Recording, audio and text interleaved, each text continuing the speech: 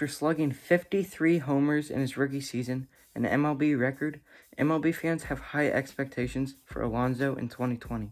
The New York Mets' success might even depend on Pete Alonso. So can he have another successful year and possibly be better than last year? Let's find out.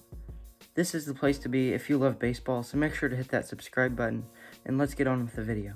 In 2019, Pete Alonso became a face of the New York Mets. Alonso first got recognition for baseball in high school. He played for Plant High in Tampa, Florida. He was rated as the 116th best player nationally and 19th in the state of Florida. Alonso enrolled in the University of Florida. He was decent in his freshman year. His team was the best in the SEC conference and competed in the College World Series during 2015 and 16. As a junior, Pete Alonso batted .374 with a 1.128 OPS. After making Baseball America's All-American team, he entered into the draft where he was selected with the 64th pick of the second round by the New York Mets. After 2 seasons in the minors, Alonso was ranked as the Mets' 4th best prospect. Another great season in the minors and an impressive spring training earned Alonso a spot as the starting first baseman for New York's 2019 opening day roster. He got off to a very hot start in 2019.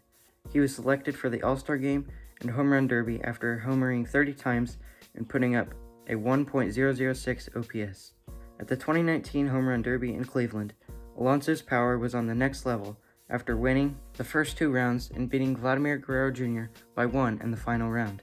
In the second half of the season, he slowed down. Alonso's OPS dropped by close to 150 points, and his batting average dropped to .235.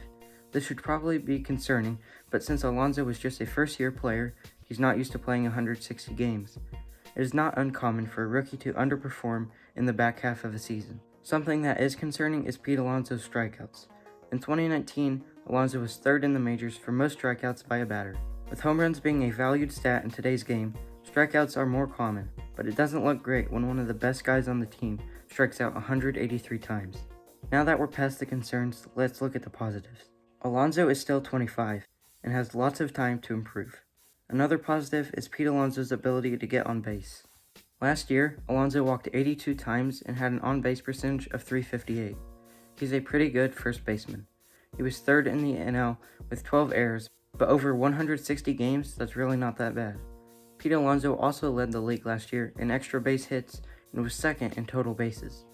He is also a consistent player as he played in all but 1 game in 2019. The Mets finished 3rd in a very competitive division last year. They were 3 games back of a wildcard spot as they had a solid team with Alonso and Cy Young winner DeGrom. Many 2020 MLB projections have the Mets finishing 2nd in the NL East, and some even have New York winning the division.